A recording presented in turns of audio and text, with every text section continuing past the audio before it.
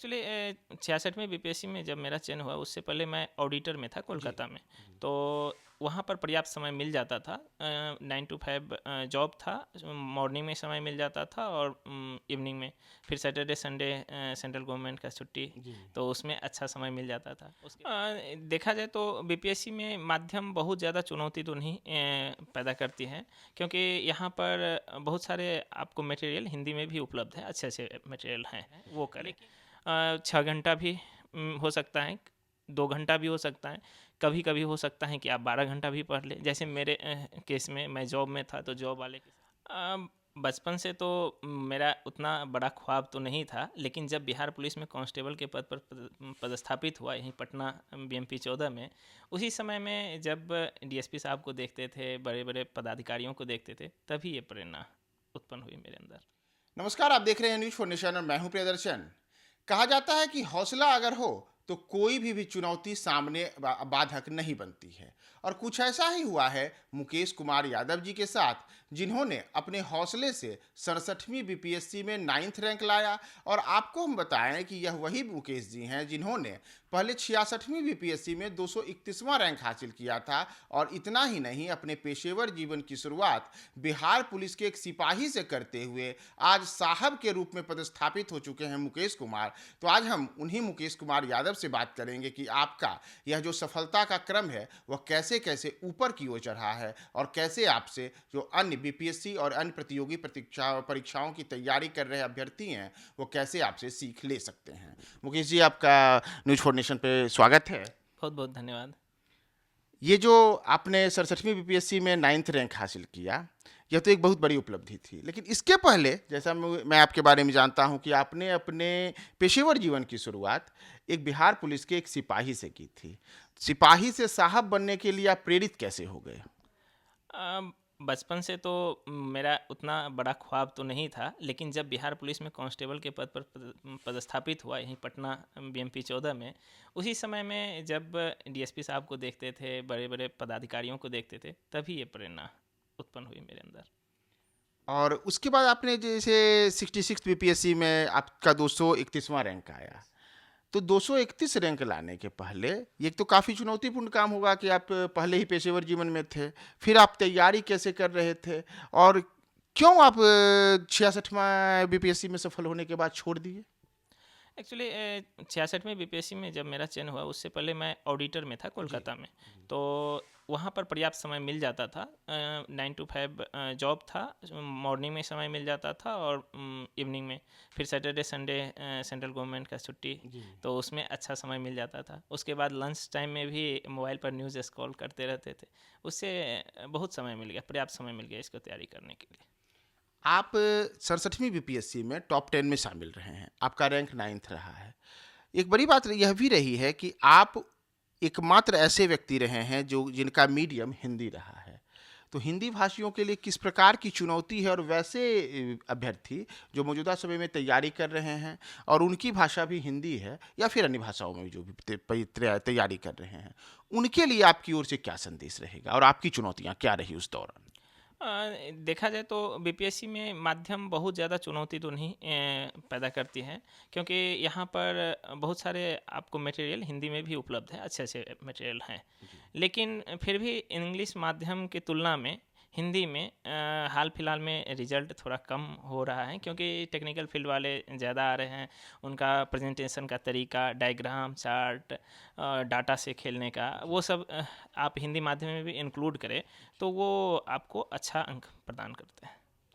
आपने 66वीं बीपीएससी में सफलता हासिल की, 67वीं बीपीएससी में भी आप सफलता हासिल की, तो दोनों समय में अलग अलग किस प्रकार की आपने चुनौतियां झेली? 66वीं बीपीएससी के समय में मैं प्रथम प्रयास था, तो उतना बहुत प्रिपेयर होकर के मैं नहीं दिया था। तो उस समय में बस समय की चुनौती तो थी ही, साथ में मटेरियल बहुत ज़्यादा मुझे जानकारी भी नहीं थी, बेसिक बुक्स के द्वारा तैयारी की। लेकिन जब 67वीं बीपीएससी में मैं वेल प्रिपेयर्ड होकर के दिया, और इस समय में मैं इसके कारण 66वीं का ट्रेनिंग भी मिस किया, क्योंकि मुझे इसमें बेहतर करना था। और इस समय में मैं जो भी लगभग मार्केट में अवेलेबल है मटेरियल, खास करके एनसीईआरटी और ये इकोनॉमिक सर्वे, बजट, ये सब का डाटा मैं बेहतर तरीके से तैयार करके गया था और वो उसका मैं यूज़ भी किया हूँ, जिससे मेरा इतना अच्छा बेहतर प्रदर्शन हो गया है। एक और अहम सवाल यह भी है, और विशेषकर जितने भी नए अभ्यर्थी हैं जो कि लगातार तैयारी कर रहे हैं बीपीएससी के अलग-अलग या फिर यूपीएससी के लिए, तो उनके लिए आपके माध्यम से क्या सुझाव रहेगा कि वो कौन-सी पुस्तकें पढ़ें? कितने घंटे पढ़ाई करें? क्योंकि एक अहम सवाल यह भी होता है, और अक्सर हम लोग देखते हैं कि अमुक व्यक्ति 24 घंटे पढ़ाई कर रहा था, तो कोई 18 घंटे कर रहा था, कोई सोया नहीं है, जागा नहीं है, अक्सर ऐसी बातें आती हैं। तो कौन-सी किताबें पढ़नी चाहिए और कम से कम कितने घंटे की पढ़ाई पे फोकस करना चाहिए और विषय क्या होने चाहिए? यदि बुक्स का देखा जाए तो सबसे पहले एनसीईआरटी से शुरू करनी चाहिए। एनसीईआरटी आपको बहुत ही आसान भाषा में समझाती है, आपके कॉन्सेप्ट को क्लियर करती है। उसके बाद दैनिक रूप से एक बेहतर जो भी आपको अच्छा लगे दैनिक ये न्यूज़पेपर उसको ज़रूर फॉलो करना चाहिए। एक मैगज़ीन को ज़रूर फॉलो करना चाहिए। और इंस्टीट्यूट के तो बहुत सारे मटेरियल आपको ऐसे मिल जाते हैं पीडीएफ में, टेलीग्राम पर। उसका हो सके तो उसमें से जो अपना ज़रूरत का है उसको एक छोटा सा जिस्ट बना ले। और समय की बात रहे तो समय कोई मायने नहीं रखता है। जितना भी समय मिले उसको आप बेहतर तरीके से उपयोग करें। यह नहीं कि बीच में डाइवर्ट हो रहे हैं, मतलब जो प्रोडक्टिव वर्क है वो करें। 6 घंटा भी हो सकता है, 2 घंटा भी हो सकता है, कभी कभी हो सकता है कि आप 12 घंटा भी पढ़ लें। जैसे मेरे केस में मैं जॉब में था, तो जॉब वाले के साथ ये चुनौती रहती है कि समय बहुत कम रहता है, तो सैटरडे संडे प्लस मॉर्निंग और इवनिंग का समय मिल पाता है। तो समय कोई बहुत ज़्यादा मायने नहीं रखता है। अगर आपकी बात हम करें, तो आपने कितने घंटे पढ़ाई करके टॉप 10 में अपनी सफलता हासिल की?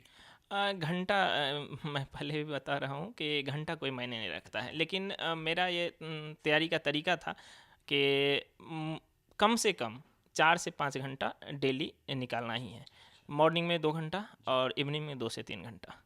अ, कितने जो तैयारी कर रहे हैं नए लोग, उनको कम से कम किन-किन विषयों पे फोकस करना चाहिए, जो कि उनके लिए बेहतर तरीके से सफलता की गारंटी बन सकती है? अभी जैसा सिलेबस और पैटर्न दोनों बीपीएससी दिन प्रतिदिन चेंज करते जा रहे हैं, उसमें नेगेटिव मार्क भी इंट्रोड्यूस हुआ है। तो समसामयिक घटनाओं पर मुख्य रूप से फोकस करना चाहिए। न्यूज़पेपर को गहराई से अध्ययन करना चाहिए और उसका जो एडिटोरियल पोर्शन है संपादकीय, उस पेज को अच्छे से पढ़ना चाहिए। उससे आपका जो कॉन्सेप्ट है वो तो बिल्डअप होगा ही, साथ में ऐसे पोर्शन जो है जो मेंस में ये इंट्रोड्यूस हुआ है 67वीं के बाद से, उसमें बहुत ज़्यादा मदद मिलेगी। और एक और हमसे यह भी एक मुद्दा होता है कि किन चीज़ों पर सावधानियां बरतनी चाहिए, क्योंकि अक्सर कई लोग होते हैं जो कि बिल्कुल कहते हैं कि मंजिल तक पहुंच करके और मुकाम हासिल नहीं कर पाते हैं। तो मुकाम हासिल करने के लिए किन सावधानियों को बरतने की आवश्यकता है? सबसे पहले आप जो सिलेबस है, उस सिलेबस बीपीएससी के सिलेबस में जो भी टॉपिक है उसका आप एक नोट्स बना करके या एक पेज में बना करके आप दीवार में चिपका दें। और उसके अलावा कुछ भी है उसको ना पढ़ें। बहुत ज़्यादा पढ़ने के लिए तो बहुत कुछ है, लेकिन क्या पढ़ना है वही नहीं पता है विद्यार्थियों को, और क्या छोड़ना है वही नहीं पता है। इसी के कारण से भटकाव की स्थिति होती है। और मार्केट में खास करके बहुत सारे अब दुनिया है कोचिंग का, यूट्यूब का, तो बहुत सारे ऐसे गाइड करने वाले और मिसगाइड करने वाली भी अवेलेबल है। तो मिसगाइड से बचें, बहुत ज़्यादा इधर उधर भाग दौड़ में नहीं पड़े। खास करके जो सिलेबस है उसी पर फोकस रहे। न्यूज़पेपर भी पढ़ रहे हैं तो उस सिलेबस से रिलेटेड ही न्यूज़ को ज़्यादा फोकस करें। अनवांटेड जैसे न्यूज़ पढ़े और कोई मर्डर का है घटना है कुछ भी, तो वो मेरे काम का है ही नहीं, तो उसको बहुत ज़्यादा ध्यान नहीं देना है।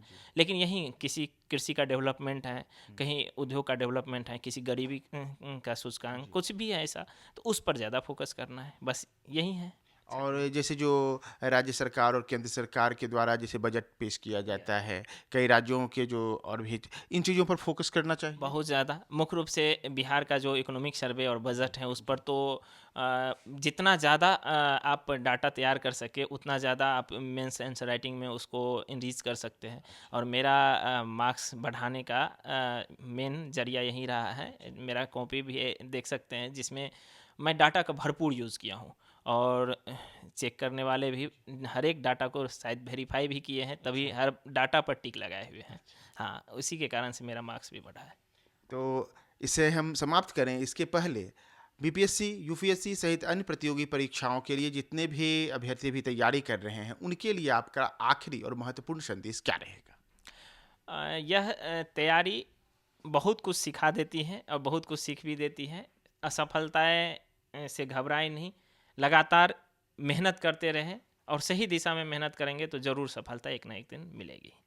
सही दिशा में आप अगर मेहनत करेंगे तो आपको एक न एक दिन जरूर सफलता मिलेगी, और जब सफलता मिलेगी तो फिर संभव है आपका भी नाम इसी तरीके की एक सूची में आए कि आप भी टॉप 10 में मुकेश कुमार यादव की तरह बीपीएससी में अपना परचम लहरा सकते हैं। तो ये थे हमारे साथ मुकेश कुमार यादव, जिन्होंने कि 67वीं बीपीएससी में 9वें रैंक पर हासिल किया और मौजूदा समय में ये समस्तीपुर में पदस्थापित हैं। जैसा मैंने आपको बताया कि साहब बनने का जो इनका सफ़र है वह एक सिपाही से शुरू हुआ था, तो सिपाही से साहब बने मुकेश कुमार यादव हमारे बीच थे। आप भी इनसे प्रेरित होकर के बीपीएससी और अन्य प्रतियोगी परीक्षाएं सफलता हासिल कर सकते हैं।